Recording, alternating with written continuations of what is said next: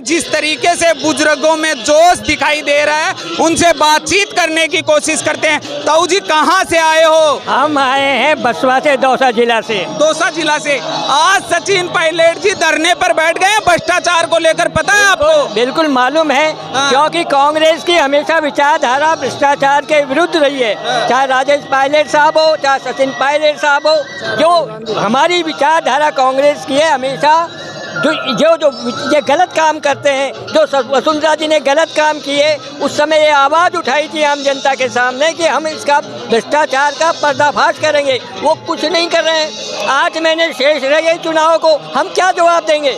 जनता के सामने क्या कहेंगे? नहीं, भ्रष्टाचार के मुद्दे को लेकर अन्ना हजारे, बाबा रामदेव ने बड़ा बड़ा आंदोलन किया था, उससे भाजपा को फायदा हुआ और उस आज तक काला धन भी नहीं आया, न भ्रष्टाचार कम हुआ। आपको क्या लगता है कि अब भ्रष्टाचार कम होगा?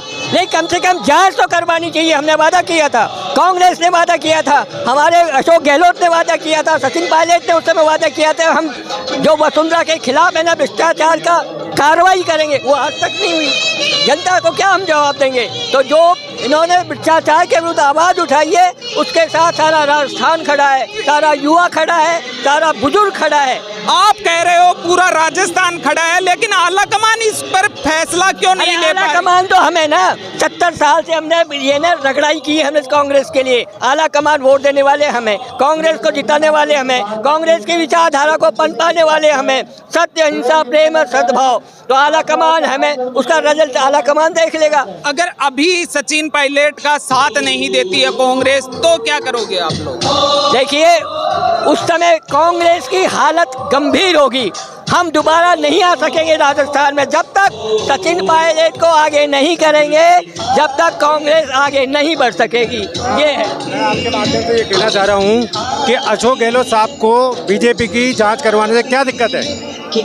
जब उन्होंने ये खुद वादा किया था, जब वो मुख्यमंत्री नहीं थे, सचिन पायलट साहब उप मुख्य प्रदेश अध्यक्ष थे, उस टाइम पे उन्होंने वादा किया था कि हम वसुंधरा की जांच करवाएंगे। अब 4.5 साल हो गए, तो जनता में ये क्या मुंह लेकर जाएंगे?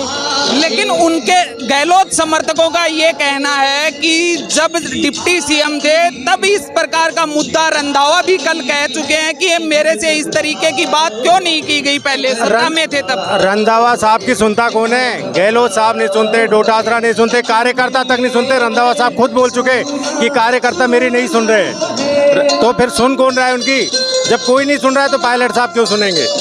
और आला कमान एक तरफ ये कहता है कि अब की बार युवा, और फिर वो युवा को मौका नहीं देना चाहते। एक तरफ वो राहुल गांधी को प्रधानमंत्री बनाना चाहते, दूसरी तरफ ऐसा दोगलापन, क्योंकि राजस्थान में वो एक बुजुर्ग ही आदमी को स्थापित करना चाहते हैं, जबकि मेहनत करने वाला।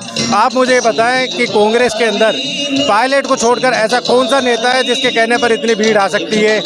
आप ये मानते हो कि सचिन पायलट के नाम पर इतनी भीड़ आती है, लेकिन आला कमान को क्यों नहीं लगता कि इस पर जल्द से जल्द फैसला लिया जाना चाहिए, क्योंकि 6 महीने बाद चुनाव है? देखिए, आला कमान की भी हो सकता है कि कोई मजबूरियाँ रही हो, वो फैसला लेना चाहते थे। 25 सितंबर की घटना अगर आपको याद है, तो वो आला कमान का ही फैसला था कि सचिन पायलट को मुख्यमंत्री बनाया जाए और अशोक गहलोत साहब को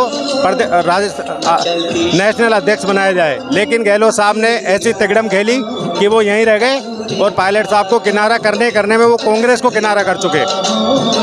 देख सकते हो, प्रदेश भर के युवा कहें या बुजुर्ग कहें, जिस तरीके से गुस्सा है और सचिन पायलट के समर्थन में जिस तरीके से अपनी आवाज बुलंद कर रहे हैं, उससे लगता यही है कि कांग्रेस का बट्टा धार होने वाला है, क्योंकि अगले 6 महीने में चुनाव है।